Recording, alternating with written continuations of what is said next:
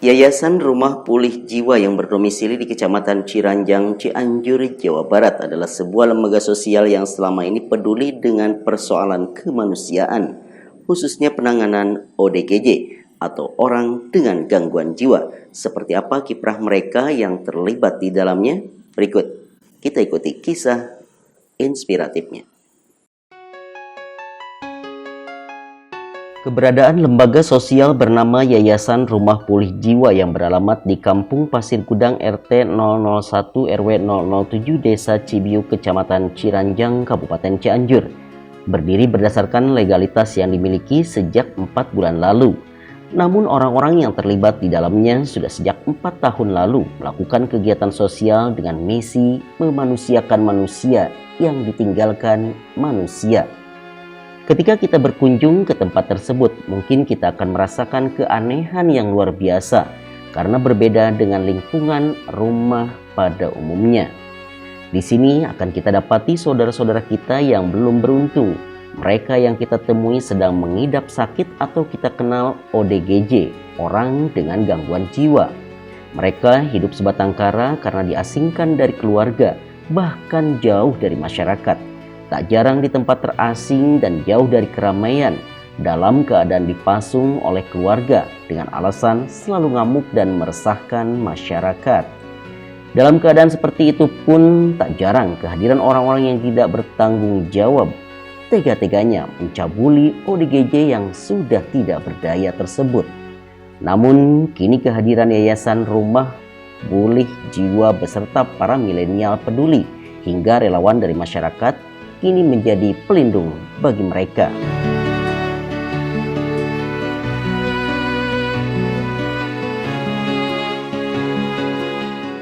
Sebagai misi utama, kita memanusiakan manusia yang ditinggalkan manusia. Adapun peran yayasan ini kebetulan di wilayah Cianjur hanya satu-satunya ini yayasan yang berbasis sosial tanpa bayar. Walaupun kita masih belum punya anggaran atau donatur tetap, tapi alhamdulillah para pengurus dan para milenial beserta tetangga masyarakat di sini bahu-membahu untuk membiayai dan mengurus mereka. Partisipasi warga sangat besar dan kebetulan ini Ibu Panti yang mengurus keluarga binaan tiap hari makan dan minumnya. Asalnya beliau yang paling duluan menolak, tapi sekarang beliau yang mengurus mereka. Dan kebetulan dibantu para milenial juga. Kebutuhan yang paling utama biaya makan minum dan kebersihan serta obat-obatan. Dan yang paling utama itu kita masih butuh tempat yang memadai karena kebetulan sangat disayangkan kita hanya menarik napas pada saat banyak keluarga yang ingin menitipkan keluarga yang sakitnya, tapi laki-laki kita belum bisa nerima. Tapi alhamdulillah ada satu orang pembina di yayasan ini, beliau yang selalu memberikan rutin biaya atau mendonasikan rezekinya ke yayasan ini. Harapan kami kepada masyarakat, jangan pernah memanggil mereka atau menyebut mereka gila. Mereka hanya sedang sakit.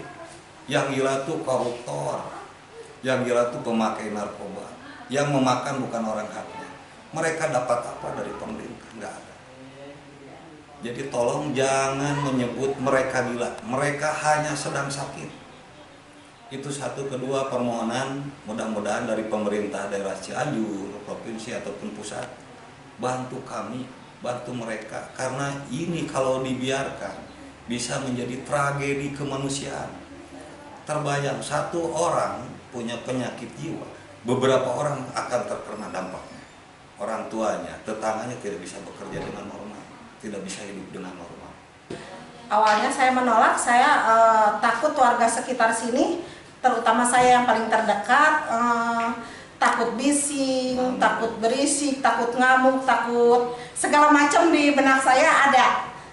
Terus yayasan ini berdiri, saya datang ke sini, pertama ke sini, saya lihat, saya miris. Lihat mereka seperti itu dijauhi sama keluarganya, kadang-kadang dibuang sama keluarganya. Saya terus berpikir, masa ini kan manusia, kenapa manusia diasingkan dari manusia yang lainnya? Mereka juga sama seperti saya, seperti semuanya berhak untuk hidup. Dan berikut kita simak apa yang menjadi motivasi milenial peduli ini terjun ke dunia baru, menangani ODGJ yang masih duduk di bangku sekolah.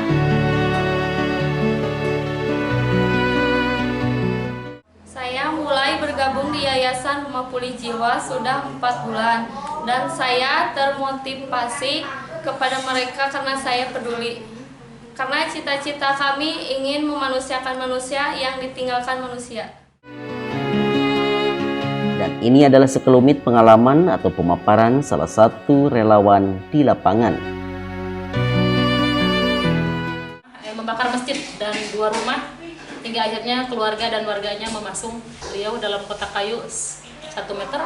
Karena halusinasinya saat itu, bisikannya dan penglihatannya yang terganggu, bahwa orang yang di dalam masjid itu yang dia lihat adalah sedang melakukan perzinahan. Sementara kasusnya terjadi di hari Jumat ketika masyarakat sedang salat Jumat. Jadi pas posisi lagi ruku katanya dia bakar masjid karena yang dia lihat adalah sekumpulan orang yang lagi zina.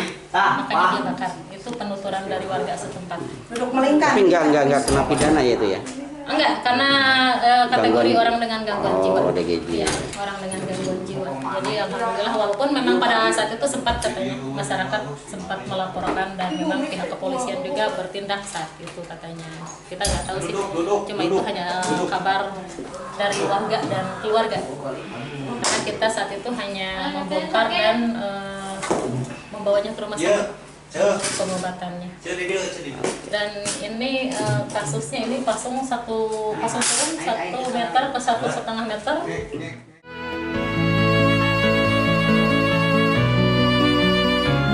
Kalau bukan kita, siapa lagi yang peduli mereka? Karena mereka adalah manusia yang harus memperoleh hak-hak kemanusiaan. Iman Sulaiman untuk kabar Cianjur TV.